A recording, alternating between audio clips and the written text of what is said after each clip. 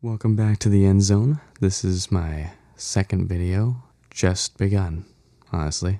Today I will be reviewing The Crimes of Grindlewald, new Fantastic Beasts movie that just came out. So, yeah, without further ado, let's get into it. So my initial impressions of the film, I expected it to be a pretty dynamic experience, of course, given the last one and just the lore and the Harry Potter world and how much it's basically been set up to be. For that alone, I was actually a little disappointed. I expected it to be a bit more of like a kind of magical film in the sense of like very Harry Potter-esque in narrative. It wasn't really. It was entertaining. It was fun. I had high hopes that it would be a really good film in the sense that the last movie really kind of left you on a cliffhanger. And you know, I love the Harry Potter movies growing up, so it really kind of just made me wonder where they would take these, especially because those movies actually kind of set you up well for these as far as the lore and understanding the magic and everything. To that extent, I thought that the Wizarding World aspects were really cool. I really quite enjoyed the spells and the introduction of new places. The film introduces you to some new ministries. I guess I'll go as far as to say that. I don't want to give away things for people who haven't seen it, of course. But yeah, a lot of new environments and some new characters. The story, as far as narrative, I felt like it was a smidge convoluted in the sense that it wasn't very digestible. I couldn't follow it too well. I understood by the end, obviously, what was going on with it, but it didn't integrate with the plot well. By that, I kind of mean the plot didn't really push the narrative much. Things just kind of fell into place. Like, certain scenes just kind of happened, and one thing led to another, and you were just kind of brought to the next moment, you know, the next big thing. Especially toward the end, it felt kind of rushed, like everything was kind of slurred together.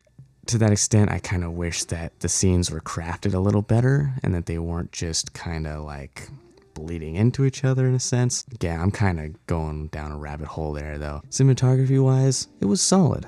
I liked the focus, playing with focus. Shot types were fun, angles were alright.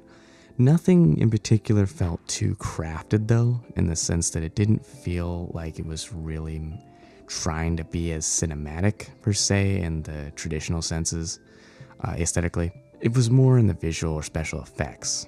It really wasn't too eye-pleasing, I guess, to the critical eye. I liked the film. I thought it was very engaging, I guess is a good way to put it. The acting was good. I love that they kept the same actors. I love that, you know, they really kind of put 110 in again. Some cliches with some characters, but these characters aren't too developed. We're kind of seeing their progression over a few films. So it's kind of to be expected that, you know, certain quirks are going to carry over with them throughout the films. To that extent, though, I was thoroughly surprised by some of the character arcs in this film, though. Some of the characters actually kind of went off in directions I didn't expect, and that actually really surprised me in a good way, in retrospect. In the theater, of course, I was kind of like, you know, almost reeling in my seat in kind of a good, bad sort of way, because I was like thinking, well, how are they going to really take that? You know, like, where are they really going to go with that? But, you know, again, you have to bear in mind this is the second film of a series of films, whereas I would argue it was a better in-between film as far as a trilogy would go than the last Star Wars movie was, right? Episode 8 for 7, 8, 9. Kind of an odd area to go into, I know, because this isn't Star Wars, this is a whole different franchise. But the principal idea, you get what I'm saying. By the end, you definitely can feel and identify with it being an in-between film, whereas you know what you got was intended completely. You know, it was meant to be extremely open-ended or ambiguous, kind of like, where are they going to go? What's going to happen? So they did bring in some nice constants. Back to kind of characters, though.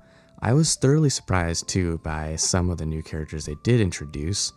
They played on some older character arcs and kind of just dove into history, really. A certain someone that we love in the Wizarding World from the Harry Potter franchise, who was the headmaster for many years, is in this film in a younger form, as you can probably imagine. And he carries with him a really deep part of this story that isn't completely understood in this film by the end, but it's definitely a lot clearer than when you initially go in with it, of course. These are mostly just surface points. I'm not trying to get too deep with this because, again, I don't want to give things away and I don't want to go into too much depth as far as, kind of breaking down the film, and I don't want anyone to lose interest in seeing it because I personally, that's not my goal here. My goal here is to kind of give some points as to what I noticed and some relevant points to the film as far as what to look for, what to kind of catch on to. But yeah, that's just kind of how I like to roll with this. That being said, on the topic of character arcs again, I did notice, of course, some nice ones that were resolved well in this film. They were, of course, just kind of minor, kind of strictly to the film itself. I was actually thoroughly surprised with the resolve of one. It just kind of came up so suddenly. They developed it like a mystery, but I mean, really, it was leading up to that practically. Again, I'm not going to spoil anything for people, but yeah, it was a very obvious resolve though, which, it wasn't really like left to the imagination much, nor was it something that was extended really far into the world as far as what was going on. It kind of just felt like it happened,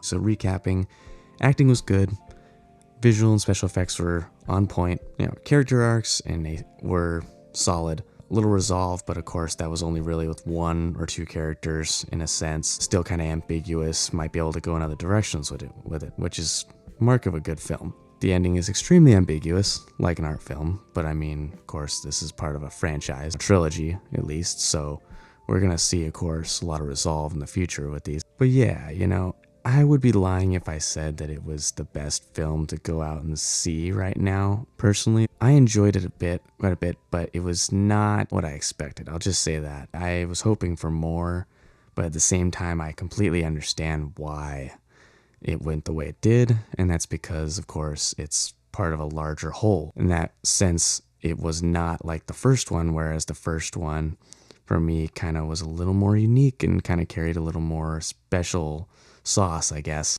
given that, we have never been introduced to some of the environments that the characters went through and or experienced in that movie, as far as Wizarding World in America, and just the environments of these beasts and all this, a lot of this kind of deeper lore of the Harry Potter world. Kind of rambling at this point. Overall, I would give this film probably a B-. And I say that because it was good in some ways, but it could have been better, even I would say for a franchise film. It didn't really click for me too much on some of the special moments that were to be had in it. It has its moments, and it's, for what they are, they're solid. They didn't really click emotionally that well with me though. Maybe one or two, but really it could have been better. It was definitely a very fun film though. Again, the lore was awesome. They brought in some character arcs, some things that I really did not expect for them to bring around, and that was really cool. Those things were really cool. Again, not going to spoil that. You can see it when you go in